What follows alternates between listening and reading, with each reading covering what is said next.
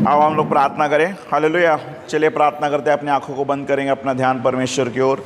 प्रभु मैं धन्यवाद करता हूँ परमेश्वर, आज का दिन दिखाया इसके लिए मैं धन्यवाद करता हूँ। पिता परमेश्वर, प्रभु यीशु में प्रार्थना करता हूँ परमेश्वर, आज अभी जो क्लास है परमेश्वर, क्रूस के विषय में हम लोग जो सीखने वाले हैं परमेश्वर, हमको अनुग्रह दें कि हम लोग क्रूस के विषय में सारी बातों को सीखें और परमेश्वर क्रूस के विषय में सीख कर परमेश्वर हम लोग आशीषित हो जाएं। धन्यवाद करते, सारा आदर, सारा महिमा, सारा जलाल आपको देते हैं।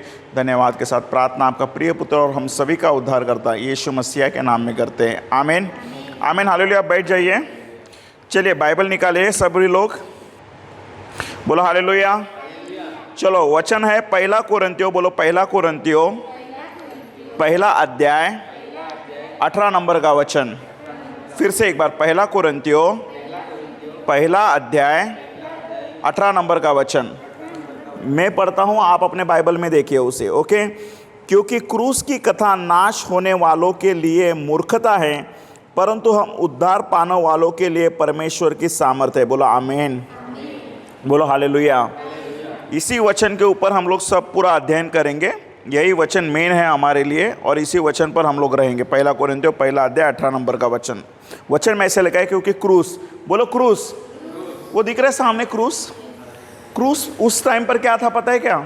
यहूदी के टाइम पर श्रापित था। श्राप क्या था? श्राप मतलब जो लोग आज के डेट में फांसी का सज़ा होता है, फांसी, कौन किसको फांसी का सज़ा होता है? एकदम सबसे खतरनाक जिसने पाप किया है, मतलब क्या गुनाह किया है, मर्डर किया है, रेप करके मर्डर किया है, ऐसे लोगों को क्या करते हैं? फांसी पर लटका देते। समझ में आ रहा है?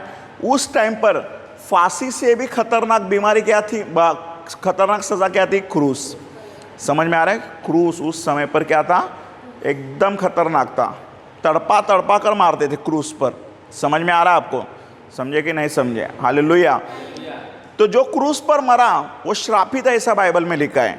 तो यीशु मसीह ने क्या किया है? हमारे सारे जो श्राप पाप है ना, अपने ऊपर ले लिए। यीशु ने खुद के ऊपर ले लिए। क्यों खुद के ऊपर ले लिए? ताकि हमको जो है अब्राहम के आशीष हमको मिल सके। बोला आमीन। हम सब लोग श्रापित थे, यीशु मसीह आशीषित था। देखो, हम सब लोग श्रापित हैं, यीशु आशीषित है। यीशु ने क्या किया? अपने सारे आपके मेरे सबके श्राप अपने ऊपर ले लिए और उसके अंदर जो आशीषें थी वो आशीषें हमको दे दी। बोलिए आमीन। इसीलिए क्रूस की कथा क्या है?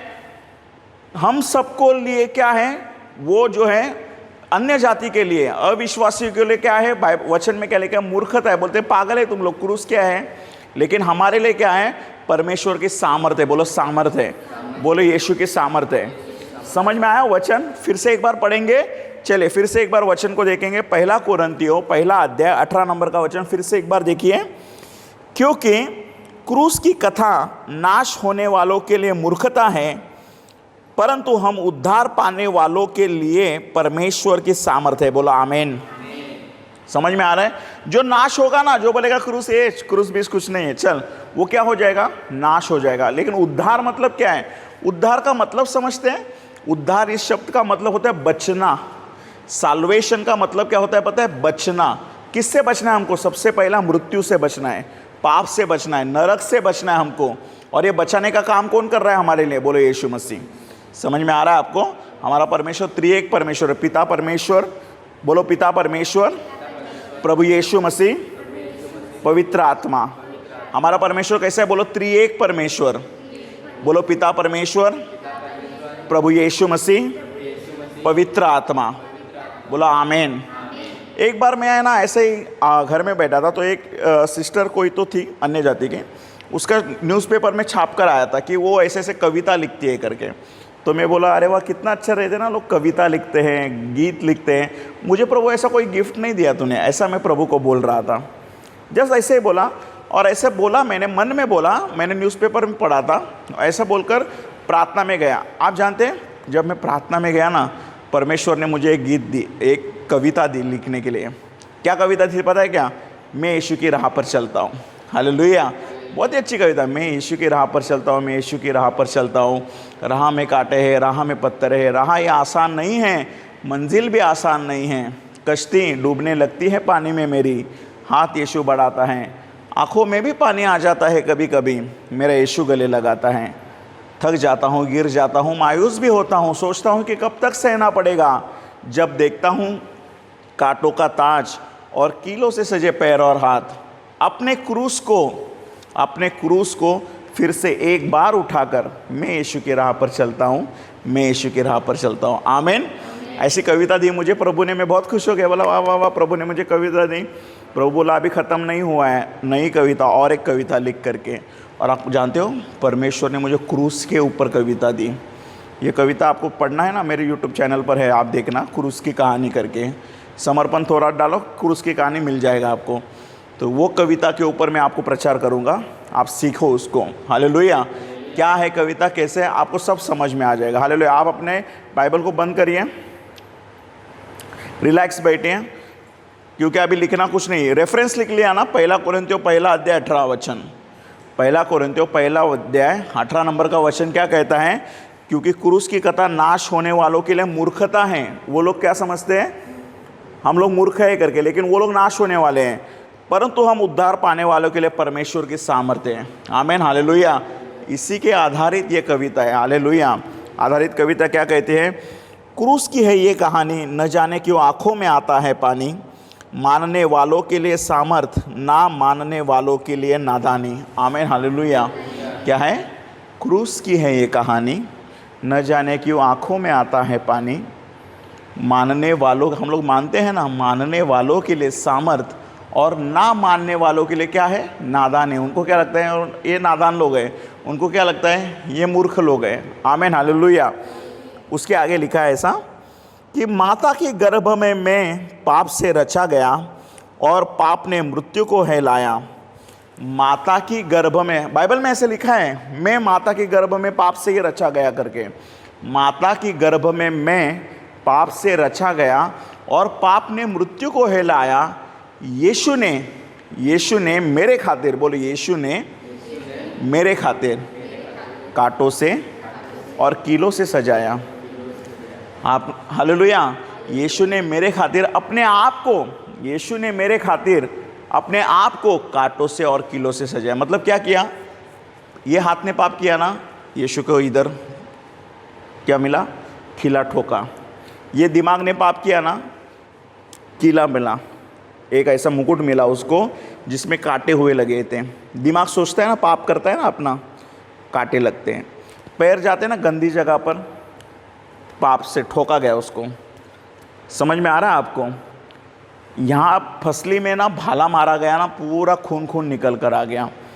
इतना सज़ा खतरनाक था वो यीशु मसीह का। आप जानते हो, एक एक सांस के लिए यीशु मसीह तड़पाए। कैसे पता है क्या?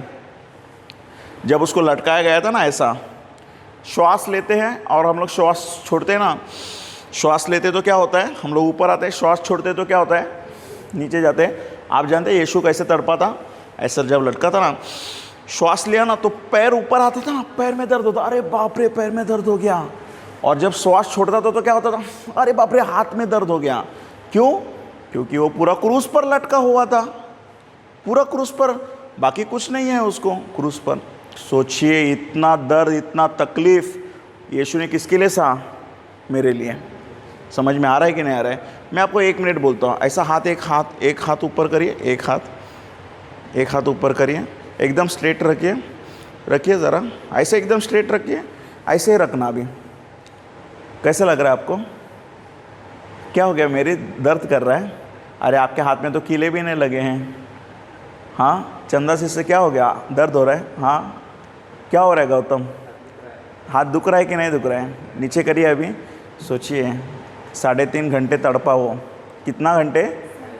वो भी पहले उसको 39 कोड़ों के फटके मारे, क्रूस उठाया, क्रूस उठाकर चला, उसके बाद थूका गया मुँह पर, सर पर कांटों का मुकुट है, लहू लोहान हुआ है, और फिर 3.5 घंटे वो लटका हुआ है।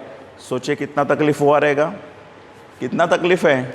बहुत ज़्यादा तकलीफ़ है। किसके लिए सा? हम लोग जो पाप करते हैं ना, सोच में भी पाप करते हैं ना, उसको छुटकारा देने के लिए। इसीलिए लिखा है ना वहाँ पर, माता के गर्भ में मैं पाप से रचा गया और पाप ने मृत्यु को हिलाया।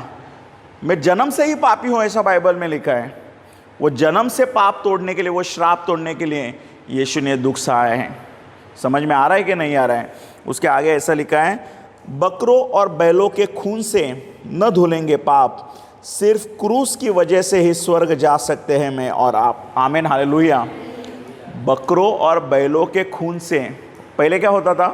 बकरे का खून दिया, बैलों का खून दिया, बलि दिया, क्यों? पाप ढकने के लिए।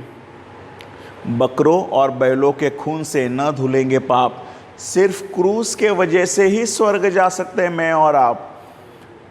क्रूस एक रास्ता है, पता है आपको? मैंने आपको दर्शन बताया ना पिछले क्लास में कि मुझे क्रूस पर से जाने के लिए बोल रहा था यीशु मसीह, लेकिन उसके बाद नेक्स्ट दर्शन में क्या दिखाया कि क्रूस पर यीशु मसीह भी है। बोला, यीशु मसीह बोला कि मेरे ऊपर चलते आ। मेरे को तकलीफ़ हुआ कि नहीं तकलीफ़ हुआ? क्यों? क्योंकि यीशु को जो तकलीफ़ हुआ वो तकलीफ़ मैंने महसूस किया। समझ में आ रहा है? तो नेक्स्ट टाइम जब आप यीशु के बारे में सोचो तो सबसे पहले उसके क्रूस के बारे में सोचो। समझ में आ रहा है कि नहीं आ रहा है? उसके आगे इस तरह से लिखा है, परम प्रधान का एकलौता पुत्र स्वर्ग छोड़ के आया, पापियों के साथ यीशु ने अपना जीवन बिताया। आमीन, हालेलुया। आप सोचिए इस बात को, आप सोचना इस बात को। यीशु मसीह राजाओं का राजा है, यीशु मसीह स्वर्ग से आया है। स्वर्ग में क्या चलता रहेगा? डिस्कशन पिता का और यीशु का। यीशु बोलता रहेगा, डैडी मैं जाता हूँ नीचे और इन सब लोगों को छुड़ा के लाता हूँ। लेकिन डैडी क्या बोले रहेगा? नहीं नहीं बेटा, तेरे को बहुत दुख तकलीफ़ होगा। पाप बलि कैसे चढ़ाते, बकरे का कैसे मुंडी काटते हैं, तेरा भी मुंडी काटा जाएगा, तो ऐसा मत कर करके तेरे को क्रूस पर लटकाए गए। लेकिन यीशु क्या बोला रहेगा? नहीं नहीं डैडी मैं जाता हूँ। क्यों? आपके बच्चे सब लोग जो है ना वो नरक जा रहे हैं, मुझे उनको छुड़ाना है करके। यही लिखा है कि परम प्रधान का एकलौता पुत्र स्वर्ग छोड़ के आया। उसने स्वर्ग का कपड़ा निकाल कर हम मनुष्य का देह धारण कर कर आया। वो कुंवारी से जन्मा हुआ पवित्र ऐसा यीशु मसीह इस धरती पर आया। परम प्रधान का एकलौता पुत्र स्वर्ग छोड़ के आया। हम लोग पापी लोग हैं ना, पापियों के साथ यीशु ने अपना जीवन बिताया। किसके साथ? पापियों के साथ यीशु ने अपना जीवन बिताया। उसके आगे लिखा है, दे दिया धोखा अपनों ने, बेच दिया पैसों के लिए। हालेलुया। दे दिया धोखा अपनों ने, ऐसा लिखा है वहाँ पर। क्या मतलब दे दिया धोखा अपनों ने? क्या यीशु को किसने बेचा था? याद है आपको? यीशु के चेले ने ही बेचा था। 30 चांदी के सिक्के के लिए यीशु को बेचा था। सोचिए, जो यीशु के साथ 3.5 साल सेवकाई कर रहा था, जो यीशु के साथ घूम फिर रहा था, यीशु का पैसे का बैग संभाल रहा था, ऐसा व्यक्ति ही यीशु को किसके लिए बेच रहा है? पैसे के लिए। अरे यीशु जो चाहता था क्या करता था? स्वर्गदूतों की सेना खड़ी कर देता था। समझ में आ रहा है कि नहीं आ रहा है? आपको पता है बाइबल में ऐसा लिखा है, यीशु उस समय गत्समनी बाग में जब लहू लोहान हुआ था, पसीना पसीना लहू हो रहा था, यीशु जब उठा, जब पतरस को आया, यीशु को मारने के लिए आया, तो पतरस ने क्या किया? वो एक सैनिक था ना, उसका कान काट डाला। तो यीशु ने क्या बोला? ये पतरस समझता नहीं क्या तेरे को? अगर मैं इस समय प्रार्थना करूं तो स्वर्गदूतों की 12 लीजन स्वर्गदूत दे सकता है। आपको पता है एक स्वर्गदूत है ना, एक स्वर्गदूत लाखों लोगों को मार सकता है। बाइबल में उदाहरण है, 2 स्वर्गदूत थे, एक आए, एक वार किया, 1,40,000 लोगों को मार डाला, खटाक। सिर्फ एक वार में 2 स्वर्गदूत, 1,40,000 खलास। मामूली स्वर्गदूतों ने मार डाला है। 12 लीजन मतलब समझते, एक लीजन का मतलब समझते कितना? एक लीजन मतलब 12,000 स्वर्गदूत, और 12 लीजन मतलब 1,44,000 स्वर्गदूतों की सेना खड़ी कर सकता है यीशु मसीह एक आवाज में। तो यीशु मसीह ने क्या बोला? अरे पतरस तुझे समझता कि नहीं? मैं एक आवाज में 12 लीजन स्वर्गदूत खड़ा कर सकता हूँ। लेकिन यीशु ने ऐसा किया क्या? नहीं किया। क्यों? क्योंकि यीशु मसीह को मैं और आप दिख रहे थे। अगर उस समय यीशु मसीह स्वर्गदूत खड़ा कर देता था तो क्या होता था? पता है क्या प्रॉब्लम होता था? हम लोग बच नहीं सकते थे। समझ में आ रहा है आपको? दे दिया धोखा अपनों ने, बेच दिया पैसों के लिए। 3 बार इनकार किया चेले ने। कितने बार? किसने इनकार किया था? पतरस ने इनकार किया था। यीशु ने क्या बोला था? पतरस बोला था, प्रभु मैं तुझे नहीं छोड़ूंगा प्रभु। यीशु क्या बोला? आज मुर्गा बांग देने से पहले तू मुझे 3 बार इनकार करेगा। दे दिया धोखा अपनों ने, बेच दिया पैसों के लिए। 3 बार इनकार कर दिया चेले ने। क्रूस उठाया यीशु ने आपके और मेरे लिए। क्रूस उठाया यीशु ने आपके और मेरे लिए। घसीट के लेके गए जिसके वजह से दुनिया बनी थी। थूक दिया मुंह पे नादानों ने, लेकिन उसने ज़बान नहीं खोली थी। क्या किया था यीशु को? घसीट के लेकर गए थे ना लोग, घसीट के लेके गए थे। जिसके वजह से दुनिया बनी थी। ये दुनिया कैसी बनी है बताइए मुझे? वचन से बनी है। परमेश्वर ने कहा उजियाला हो, उजियाला हो गया। वो जो बोल रहा है परमेश्वर, वो निकल क्या रहा है? वचन निकल रहा है। और वचन कौन है? यीशु मसीह हैं। घसीट के लेके गए, जिसके वजह से ये दुनिया बनी थी। थूक दिया मुंह पे नादों ने। आप जानते हैं यीशु के मसीह के मुंह पर भी थूक दिया था जब वो क्रूस उठाकर जा रहा था। थूक दिया मुंह पे नादानों ने, लेकिन उसने ज़बान नहीं खोली थी। क्यों ज़बान नहीं खोली थी? आप जानते हो, गत्समनी बाग से लेकर क्रूस पर लटकने तक उसने क्या बोला था? सिर्फ 7 शब्द बोले थे, सिर्फ 7 शब्द। बाकी पूरा प्रचार कर रहा है बाइबल में। आज आप पढ़े ना मत्ती 5, 6, 7, कितना अच्छे वचन बोले हैं यीशु ने, कि यीशु मसीह ने वो सब वचन बोले वहाँ पर? नहीं, सिर्फ 7 शब्द बोले। और 7 शब्द पर गुड फ्राइडे के दिन बहुत अच्छे प्रचार करते हैं लोग। हालेलुया! इतने 7 शब्द वो पावरफुल हैं। आमीन, हालेलुया! समझ में आ रहा है कि नहीं आ रहा है आपको? सिर्फ 7 शब्द बोले उसने, लेकिन उसने एक बात भी बोला था, याद है आपको? जब उसने क्रूस पर लटक रहा था तो उसने लोगों को देखा, जो लोगों ने उसको मारा। उसने क्या बोला यीशु ने, पता है क्या? हे पिता, इन लोगों को क्षमा कर दे करके। याद है आपको? क्षमा कर दे बोला था यीशु मसीह ने। लेकिन मरकर जी उठने के बाद यीशु मसीह किसके पास आया था? चेलों के पास आया था। याद है? जब यीशु मसीह मरकर जी उठा, किसके पास आया? चेलों के पास आया। क्यों चेलों के पास आया पता है क्या? उन लोगों के पास क्यों नहीं गया जिन लोगों के पास, जिन्होंने उसको मारा था, दिखाने के लिए। देखा तुमने मारा था ना, मैं जिंदा हो गया, ऐसे यीशु मसीह कह सकता था ना। यीशु को दिखावा नहीं करने था। यीशु चेलों के पास क्यों आया पता है आपको? क्षमापन जो है ना, क्षमापन, ये पूरी दुनिया के लिए क्षमापन है, पूरी दुनिया के लिए क्षमापन है। लेकिन जो संगति है ना, संगति, वो सिर्फ और सिर्फ कलीसिया के साथ है। समझ में आ रहा है आपको? आप पूरी दुनिया के साथ क्षमा कर दो, सब पूरे संसार को क्षमा करो, लेकिन संडे को चर्च में आकर संगति करो। क्यों? संगति बहुत इंपॉर्टेंट है। बोलो हालेलुया! अपने पड़ोसी को बोलो हालेलुया, हालेलुया बोलो। क्यों पता है क्या? क्योंकि आप जब एक दूसरे से संगति करते हो, एक दूसरे के साथ संगति में रहते हो, तो क्या होता है पता है क्या? आपकी ज़िंदगी में परमेश्वर कार्य करना शुरू कर देता है। देखो यीशु मसीह ने सबको क्षमा कर दिया ना। ए बाबा क्षमा किया, ए पिता इन सबको क्षमा करो, ए पिता इनको सबको क्षमा करो। लेकिन क्या हो गया? जब आया यीशु मसीह, मरकर जी उठा, क्या उनके पास गया यीशु मसीह दिखाने के लिए कि देखो मैं जिंदा होया करके? नहीं। किसके पास आया? चर्च के पास आया, चेलों के पास आया, संगति करने के लिए आया। तो हमको संगति किसके साथ रखनी है? अपने चर्च के लोगों के साथ, विश्वासी लोगों के साथ। क्षमा कर दो उनको, बाहर वालों को। वो शायद आपको कुछ भी बोल सकते हैं, वो शायद आपको कुछ भी भला बुरा बोल सकते हैं। अपने दिल में तकलीफ करके मत लो। आप क्या बोलो उनको? क्षमा कर दो। बोलो मैं क्षमा करता हूँ। लेकिन संगति किसके साथ करना है? बोलो चर्च के साथ। अपने पड़ोसी वाले को बोलो चर्च के साथ संगति करना है। बोलो चर्च के साथ संगति करना है। बोलो बोलो ना, पड़ोसी को बोलो चर्च के साथ संगति करना है। आमीन। समझ में आ रहा है कि नहीं आ रहा है आपको? उसके आगे देखिए, लोग हंस रहे थे, स्वर्ग रो रहा था। आप हंस रहे हैं ना? लोग हंस रहे, ये यीशु कैसा है, इसको मार दिया। आप सोचिए ज़रा, एक टाइम के लिए सोचिए, आपका कुछ गलती नहीं है। एक टाइम आप सोचिए, आपका कुछ गलती नहीं, आपको इधर लाया, आपके पूरा कपड़ा निकाल दिया, नंगा कर दिया आपको, ऊपर से मार भी रहे, ऊपर से आपको लटका भी रहे। आपको कैसा फील होगा? वो भी इंसान था ना, कैसा फील होगा आपको? चाहता तो वो बोल सकता था अरे मेरा कोई गलती ही नहीं है, मैं दूसरों के लिए कर रहा हूँ करके। उसने बोला क्या? यीशु ने बोला क्या? क्यों नहीं बोला उसने? क्योंकि वही, इसी वजह से तो वो राजा है। एक राजा दुख क्यों उठाता है? अपनी प्रजा के लिए। हम लोग उसकी प्रजा है ना, इसीलिए हम लोग उसको राजा मानते हैं ना, इसीलिए हम लोग उसको प्रभु मानते हैं। क्यों उसको प्रभु मानते हैं? हमारे लिए तकलीफ सहा है उसने, हमारे लिए सारा दुख सहा है उसने। जब उसने दुख सहा है, उस दुख का हकदार कौन था? बोलो मैं था। उस क्रूस पर जाने का असली हकदार कौन था? समर्पण था। समर्पण को उधर लटकना चाहिए था, लेकिन समर्पण लटका क्या उधर? क्या आप लटके क्या उधर?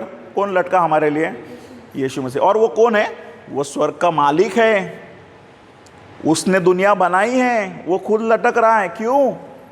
क्योंकि हमको छुटकारा देने। वो चाहता है कि हम लोग फिर से मासूम युग में जाएं।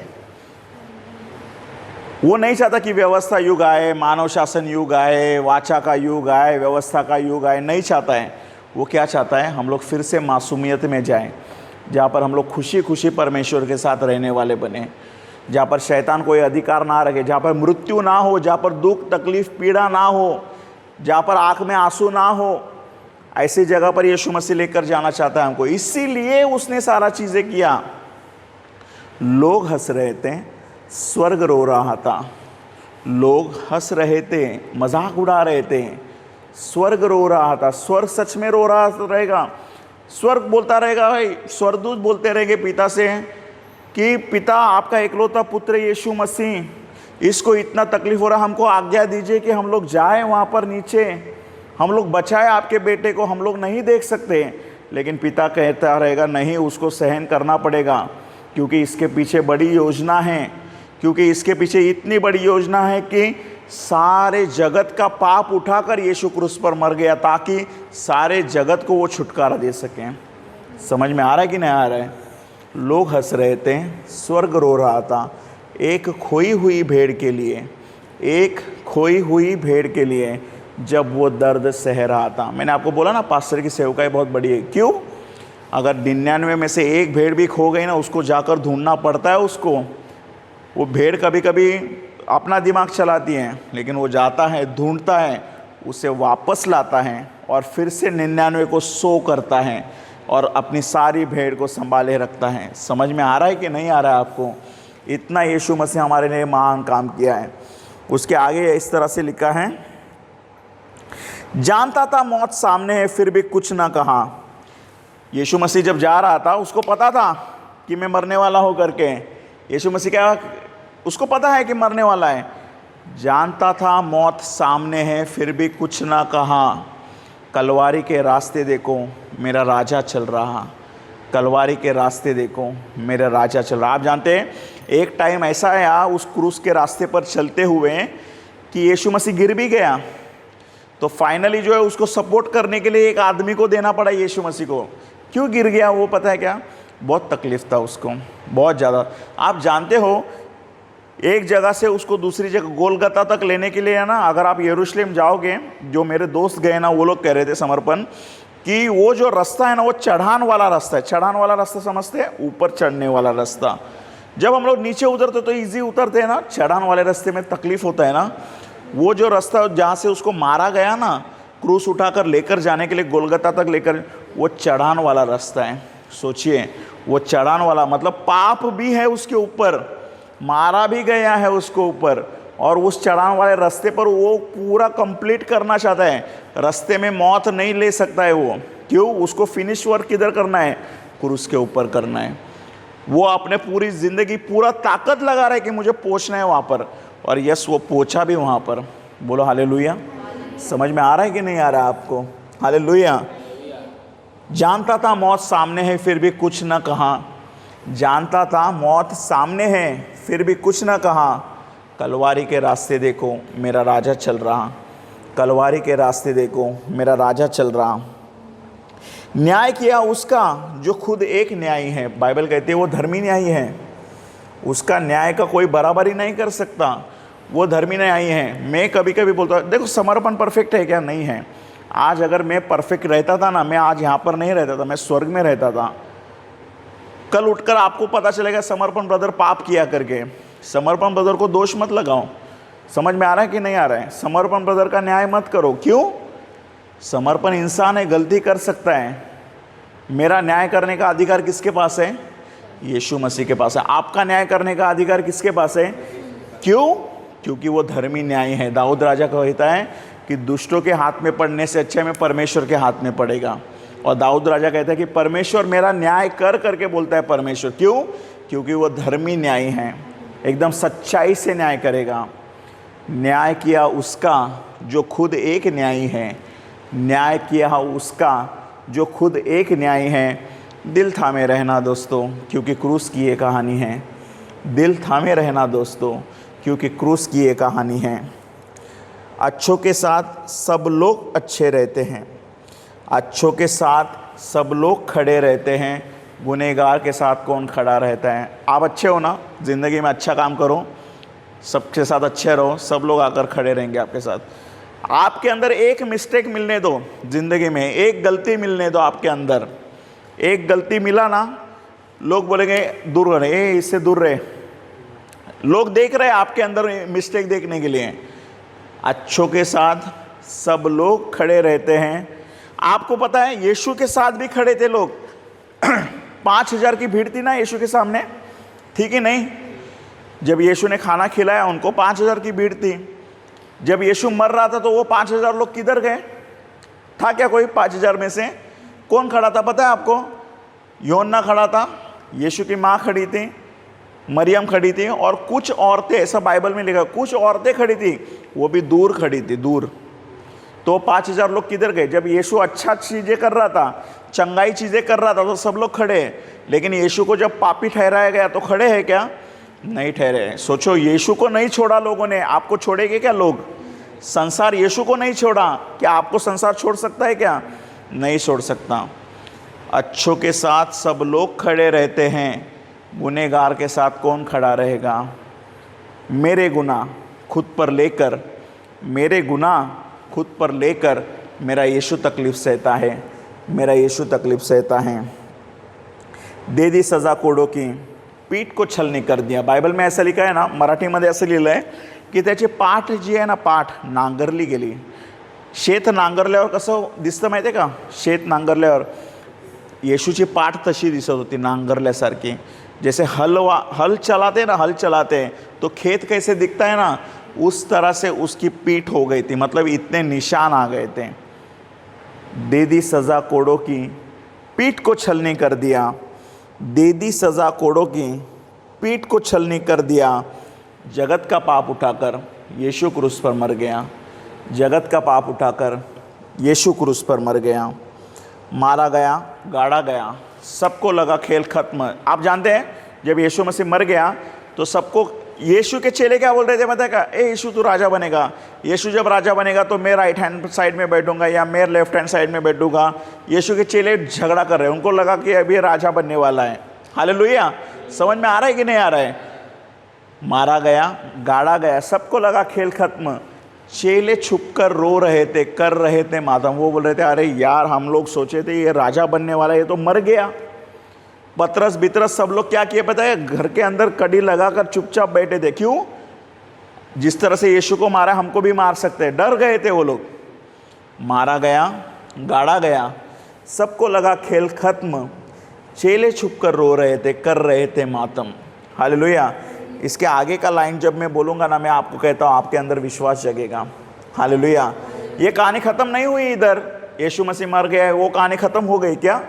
नहीं, ये डी एंड नहीं है कहानी का, ये स्टोरी का डी एंड नहीं है। इधर लिखा है ना वचन में, क्योंकि क्रूस की कथा इस कथा का एंड नहीं है करके, ये कहानी का एंड नहीं है करके। अगली पंक्ति में कहानी अलग मोड़ है, आपको मैं बताता हूँ। हलचल हुई अधोलोक में। अधोलोक समझ में आता है? अधोलोक का मतलब होता है नरक। नरक रख नहीं पाया यीशु को, हलचल हो गई, नरक हिलने लगा क्योंकि पवित्र वस्तु गई है उसके अंदर। हलचल हुई अधोलोक में, रख न पाए यीशु को। हलचल हुई अधोलोक में, रख न पाए यीशु को। और खुल गई है कब्र यीशु की, खुल गई है कब्र यीशु की, और जीत लिया है उसने मौत को, और जीत लिया है उसने मौत को। मैं आपको कहना चाहता हूँ, मौत को कौन टाल सकता है? मौत को कौन टाल सकता है? मिट्टी में मिल जाना है। मैं आप सबसे कहना चाहता हूँ कि बादलों पर यीशु आने वाला है। देखो हम सबको ले जाने वाला है, देखो हम सबको ले जाने वाला है। स्वीकार करो आज यीशु को। क्या बोलता हूँ मैं? स्वीकार करो आज यीशु को। वक्त थोड़ा है बाकी, अनंत जीवन मिलेगा क्योंकि वही है सच्चा साथी। अनंत जीवन मिलेगा क्योंकि वही है सच्चा साथी। क्रूस की है ये कहानी, न जाने क्यों आँखों में आता है पानी। क्रूस की है ये कहानी, न जाने क्यों आँखों में आता है पानी। मानने वालों के लिए सामर्थ और ना मानने वालों के लिए नादानी। मानने वालों के लिए सामर्थ और ना मानने वालों के लिए नादानी। आमीन। समझ में आ रहा है कि नहीं आ रहा है आपको? परमेश्वर जो अद्भुत रीति से कार्य करना चाहते हैं आपकी ज़िंदगी में। आप यहाँ पर इस जगह पर आए हो, आप मामूली इंसान मत समझो अपने आप को। और सबसे पहले तो ये समझो कि यीशु मसीह ने आपको चुनकर यहाँ पर लाया हुआ है। एक एक व्यक्ति को बुलाया गया है, एक एक व्यक्ति को चुना है। आप सबका नाम जो है यीशु मसीह ने दर्ज किया है अपने रिकॉर्ड में। आप हर एक व्यक्ति के लिए प्लान रखा है यीशु मसीह ने। शायद आप में से कोई व्यक्ति भविष्यवक्ता बनेगा, कोई चंगाई करने वाला बनेगा, कोई सुसमाचार प्रचारक बनेगा, कोई व्यक्ति जो है यीशु के लिए बड़े बड़े अद्भुत अद्भुत चिन्ह चमत्कार करने वाला बन सकता है। मुझे नहीं पता मुझे क्या है। मैं आपको कहता हूँ, आपको मैंने सिखाया ना आज पूरा दिन भर, आज के 5 साल बाद, आज के 10 साल बाद जब कभी भी आप मुझे मिलोगे, आप बोलेंगे ब्रदर आपको याद है हम लोग ढानू में थे बाइबल स्कूल में, आपने हमको सिखाया था। मैं इतने साल पढ़ा रहा हूँ ना, मेरे स्टूडेंट्स मिलते हैं मुझे, ऑल ओवर इंडिया से मिलते हैं, बोलते हम आपने पढ़ाया था ना, हमको याद है करके। मैं इतना विश्वास के साथ कहता हूँ, जो जो पॉइंट्स मैंने पढ़ाए आज के दिन में, मासूम युग से लेकर आज क्रूस तक, ब्लड ऑफ जीसस से लेकर सारी बातों तक, परमेश्वर आपको भूलने नहीं देगा। क्यों? मैंने उसके लिए घुटने टेक टेक कर प्रार्थना की है कि परमेश्वर जो मैं प्रार्थना के साथ वचन बोलूँ, वो वचन शैतान का अधिकार ना रहे चुराने का। मैंने घुटने टेके हैं प्रार्थना। मैंने आपके चेहरे भी नहीं देखे थे, मुझे पता भी नहीं था कितने स्टूडेंट आने वाले हैं। आज के डेट में यहाँ पर एक भी विद्यार्थी रहता था ना, जिस शिद्दत से मैंने पढ़ाया है ना, उसी शिद्दत से मैं पढ़ाता था उस व्यक्ति को। क्यों पता है क्या? वो एक व्यक्ति मेरे लिए इम्पोर्टेंट है। आज आप इतने लोग हो, इतने लोग आप आए हो यहाँ पर, परमेश्वर आपको अद्भुत रीति से चलाएगा, एकदम बहुतायत रीति से चलाएगा, सारी बातों में आपको चलाएगा परमेश्वर। सिर्फ आपको होल्ड ऑन करना पड़ेगा, रुकना पड़ेगा, रुकना पड़ेगा, रुकना पड़ेगा आपको। क्यों रुकना पड़ेगा? क्योंकि मंजिल बहुत दूर रहती है। समझ में आ रहा है? मंजिल जो है बहुत दूर रहती है। हमको कभी कभी क्या लगता है पता है, अभी हो जाएगा, अभी हो जाएगा, अभी होने ही वाला है। नहीं, यीशु मसीह ने 30 साल तक इंतज़ार किया अपनी सेवकाई को शुरू करने के लिए, और उसने 3.5 साल में काम कर दिया। और वो भी ऐसा काम कर दिया कि उसके बाद जो है एक ही परमेश्वर है, एक ही परमेश्वर के आगे घुटना टेकने वाला है, वो परमेश्वर है यीशु मसीह। उसने रुका, उसने होल्ड ऑन किया। आप भी होल्ड ऑन करिए, आप भी रुकिए। आपकी सेवकाई का दिन आने वाला है। आपको लोग बुलाएंगे घर पर प्रार्थना करने के लिए आइए करके, आपको लोग बोलेंगे इस सिस्टर को फ़ोन करो, इस सिस्टर के प्रार्थना करने से चंगाई होती है करके, आपको बोलेंगे करके, इस ब्रदर को बुलाओ करके, इस ब्रदर का वचन सुनने में बहुत ही अच्छा आशीष मिलता है। आपके ज़िंदगी में काम होने वाला है, लेकिन आपको क्या करना पड़ेगा? होल्ड ऑन करना पड़ेगा, रुकना पड़ेगा। आप रुकिए। क्यों पता है क्या? क्योंकि क्रूस की है ये कहानी, न जाने क्यों आँखों में आता है पानी। ये कहानी सुनकर बाहर वाला, संसार वाला लोग बोलेगा तुम लोग पागल लोग हो, तुम लोग क्रूस के पीछे पागल तरीके से जा रहे हो। लेकिन आपको क्या बोलना है? नहीं करके, नहीं।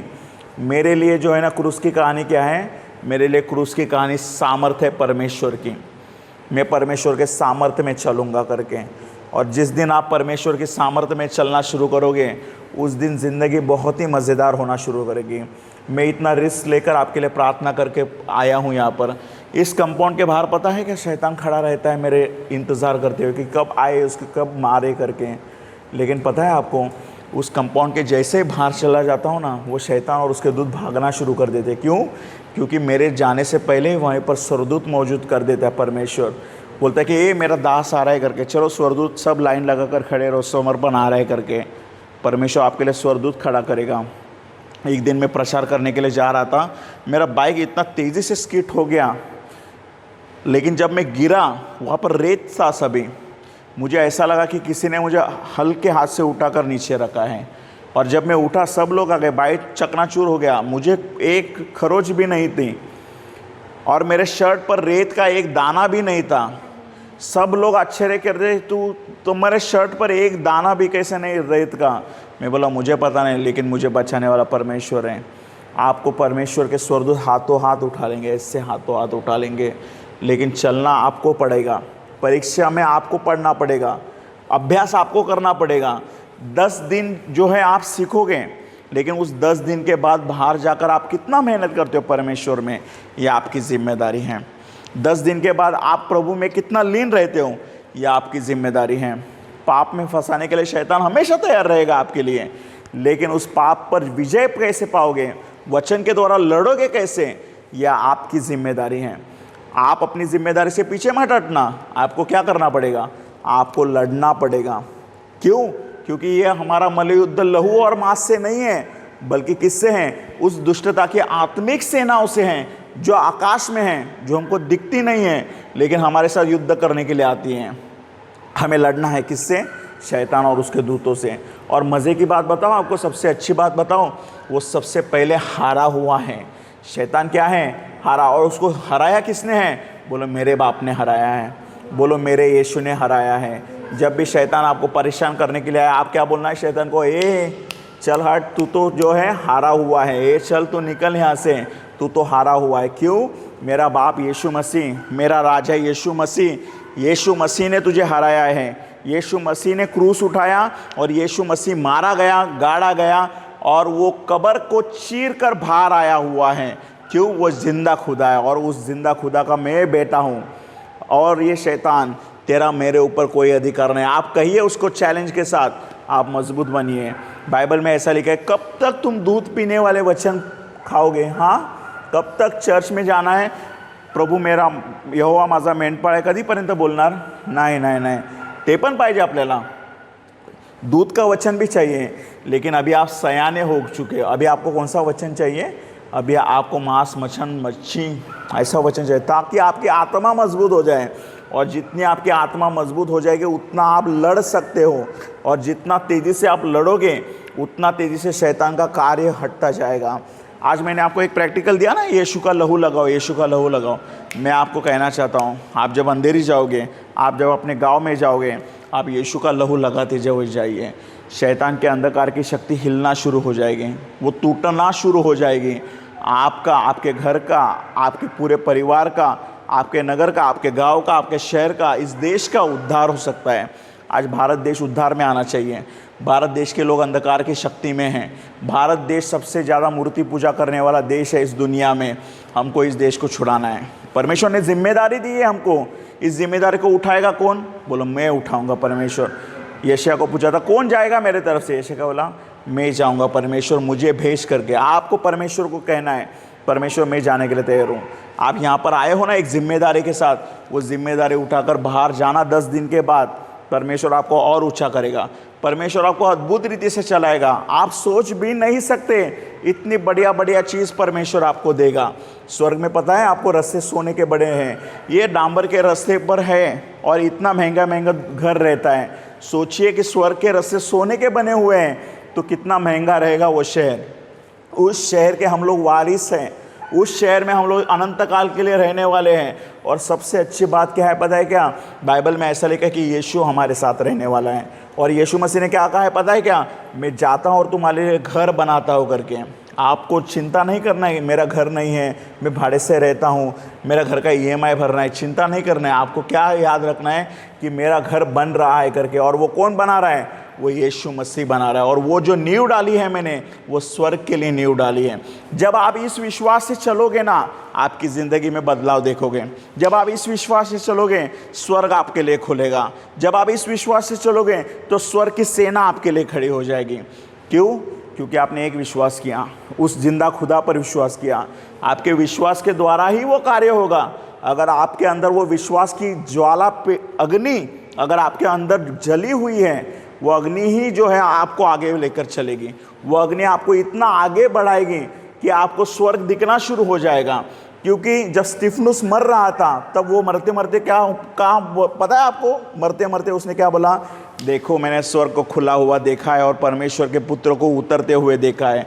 कौन कह रहा है पता है क्या? यीशु का चेला स्तिफनुस कह रहा है। आप खुली आंखों से स्वर्ग को देखोगे, खुली आंखों से स्वर्ग के दर्शन को देखोगे, और स्वर्ग आपके लिए खुल जाएगा। क्या आप विश्वास करते हैं? विश्वास करते हैं कि नहीं करते हैं? आ जाए, अपनी जगह पर खड़े रहेंगे, मैं आपके लिए प्रार्थना करूंगा। अपनी आंखों को बंद करिए।